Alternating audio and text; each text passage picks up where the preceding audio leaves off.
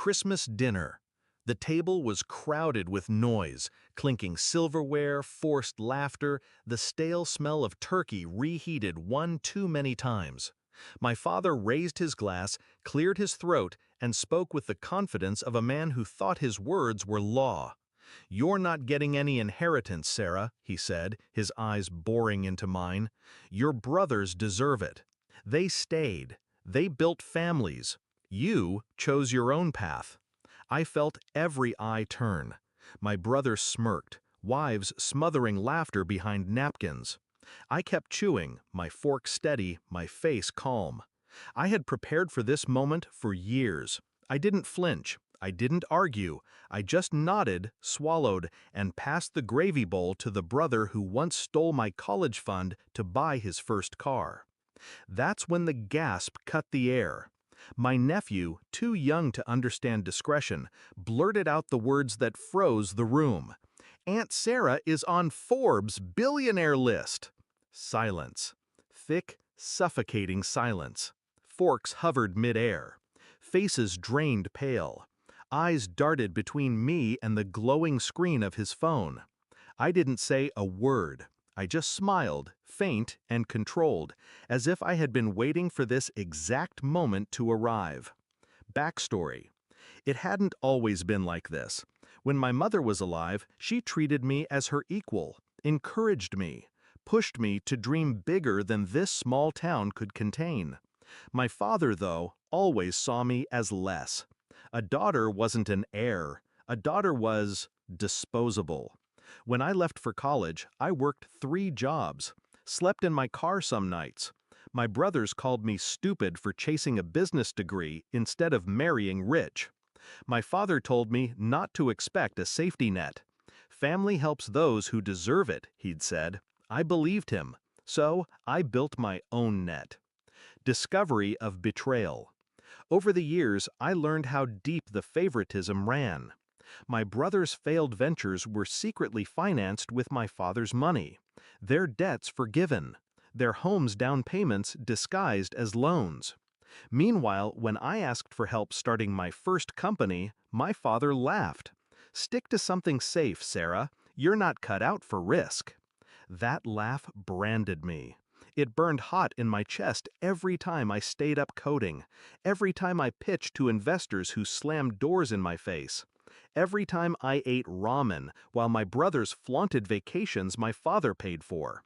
He didn't just doubt me, he erased me. The shift. I stopped seeking approval. I stopped coming home for holidays. I poured everything into my companies, into ideas no one believed in, until they worked. One by one, the ventures grew, partnerships inked, assets multiplied. And slowly, very quietly, I learned to weaponize invisibility. The less they expected from me, the more dangerous I became. The execution. I built a network they could never comprehend. Lawyers, accountants, silent partners, people who understood the value of shadows. I kept my success private, buried under shell companies, quiet investments, and NDAs.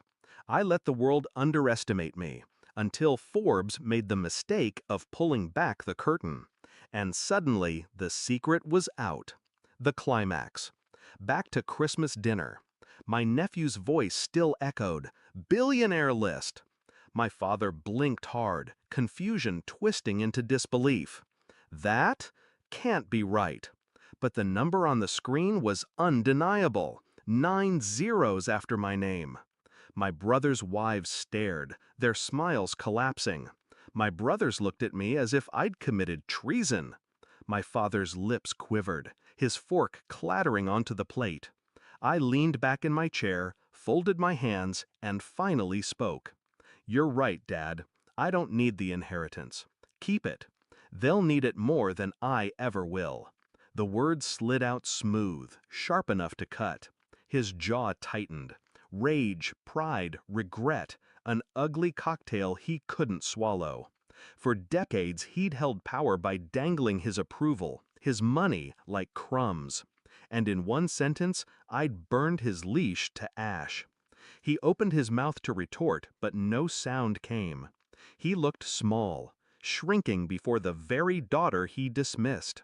Resolution. The rest of dinner was quiet. No more smug remarks, no more laughter, just silence, punctured only by the clinking of my fork as I finished my plate. I didn't stay for dessert.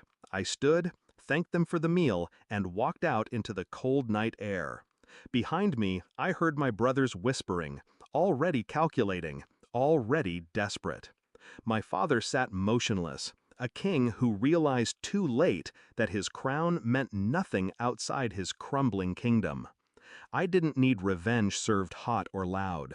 I served it cold, in silence, wrapped in numbers they could never touch. As I stepped into my car, the reflection of the house glimmered in the rearview mirror. Warm lights, but no warmth. A cage I'd escaped long ago. I smiled to myself. They thought cut and cut.